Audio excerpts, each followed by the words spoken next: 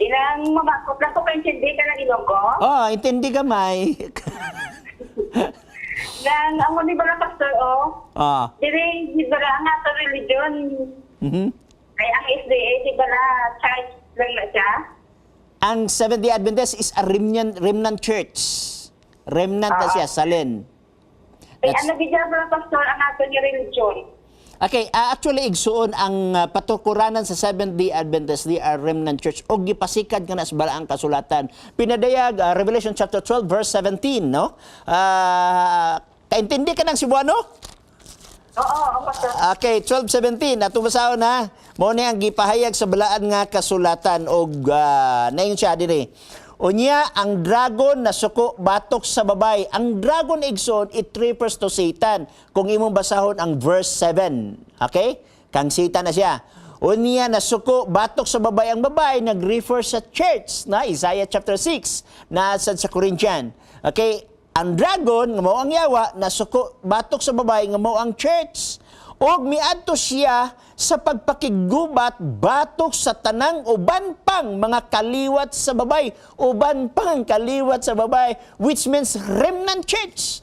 Og unsaon pag-identify nining remnant church, mahibaw-an nimo ang remnant church dili sa ngalan kay ako may ngalan nga gihatag si Jesus Christ dili sa Mateo 16:18. Naay gitawag na to ecclesia, which means mga tao nga tinawag. Okay, unsa ni basa natong sumpay? Sa mga nanagbantay sa mga sugo sa Dios og naghupot sa panghimatuod mahitungod kang Hesus. So sa ato pa ang remnant church mahibaw-an nimo kay nagbantay sa sugo sa Dios og pagpamatuod ni Hesus. Ug unsa may pagpamatuod ni Hesus? Pinadayag kapitulo 19 bersikulo 10 mao kini ang giingon sa balaang kasulatan.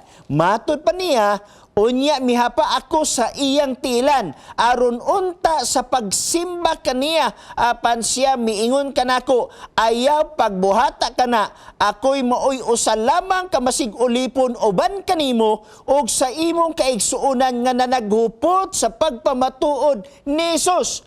Maoy simbaha ang Dios kay ang pagpamatuod ni Hesus mauman ang espiritu sa propesiya. Mayroon kang spirit of prophecy. Meaning to say, ang prophecy, produkto gikan sa Holy Spirit. O kanang prophecy is broad. Apila niya na ang balaang kasulatan. Gitawag ng spirit of prophecy. Gikan sa Genesis ngadto sa Revelation. O dili lamang nahitabo diha igsoon. Apil na ang tanan na napadayag nga mga propeta.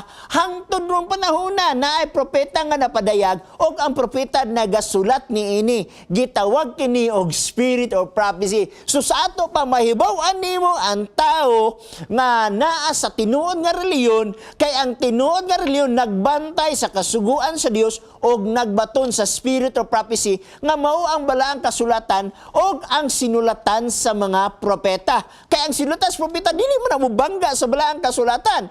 Kung naa may sinulatan sa propeta nga mubangga sa balaang kasulatan, o di nato nadawaton kay di na tinuod nga propeta. Wa man gani sugin lang ko kamo.